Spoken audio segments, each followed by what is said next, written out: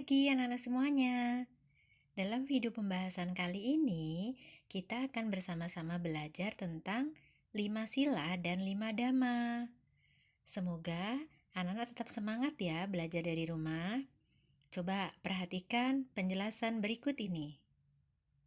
Yang pertama, kita akan belajar 5 sila.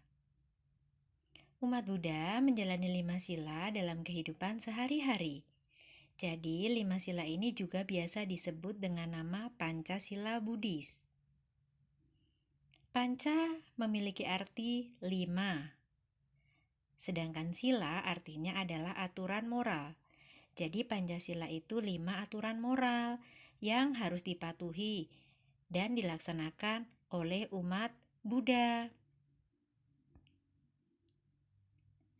Menjalankan 5 sila berarti kita berlatih untuk mengendalikan pikiran, ucapan, dan perbuatan kita agar tidak melakukan perbuatan yang buruk.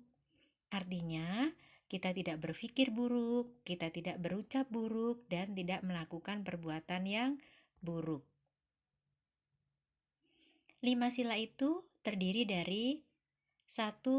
Pantang membunuh, 2. Pantang mencuri, 3. Pantang berbuat asusila, 4. Pantang berbohong, dan yang terakhir pantang minum atau makan yang memabukkan. Lanjut ya. Nah, selain 5 sila, umat Buddha juga wajib melaksanakan atau mengembangkan 5 wajib atau disebut 5 dhamma yang terdiri dari 1. Wajib menyayangi semua makhluk. Wajib berderma atau berdana, menolong orang lain yang kesusahan. Wajib rukun setia. Wajib jujur kepada setiap orang.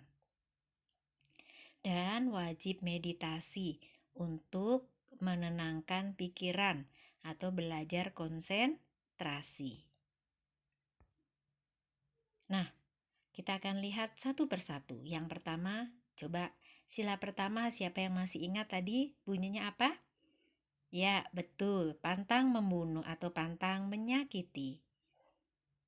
Nah, perbuatan anak ini melanggar sila pertama ya. Kita tidak boleh menyakiti makhluk hidup, termasuk juga binatang. Ingat, kalau kita menyakiti binatang, kita berarti melanggar sila pertama. Anak-anak tidak boleh ikuti perbuatan anak tersebut ya. Nah, pasangannya apa dari 5 wajib? Pantang menyakiti berpasangan dengan wajib menyayangi. Ya, sayang semua makhluk, termasuk juga hewan. Paham ya? Kita lanjut. Sila kedua, bunyinya adalah pantang mencuri. Kalau kita mengambil barang milik orang lain tanpa izin, artinya kita melanggar sila kedua. Kalau ingin minjem barang kakak atau adik, harus minta izin dulu. Jangan langsung ambil. Ya, minta izin, kakak atau adik mengizinkan, baru kita boleh ambil atau boleh pinjam. Pasangannya apa? Pantang mencuri. Yaitu selalu berdana atau berderma. Ini contohnya, Meta memberikan uang kepada seorang nenek. Oke. Sila ketiga adalah pantang berbuat asusila. Apa sih berbuat asusila? Nih, perhatikan contohnya. Kita memakai pakaian yang sopan saat pergi, misalnya ke wihara atau pergi ke tempat umum. Kita harus memakai pakaian yang sopan. Lalu, menggunakan toilet sesuai ruangannya. Contohnya, kita pergi ke tempat umum. Nah, cewek menggunakan toilet cewek, cowok menggunakan toilet cowok. Berikut adalah contoh berpakaian sopan dan bersikap sopan saat berada di tempat ibadah. Oke, paham ya? Yang keempat, yaitu pantang berbohong. Artinya kita harus selalu berkata jujur kepada siapapun. Di rumah kepada mama papa, kepada kakak adik, di sekolah kepada guru dan teman-teman. Contohnya nih, di tempat umum menemukan dompet. Nah, kita berikan kepada security. Nanti security akan mencari siapa pemilik dompet itu.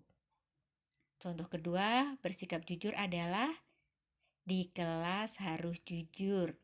Tidak boleh apa? Ya, betul. Tidak boleh menyontek, Miss.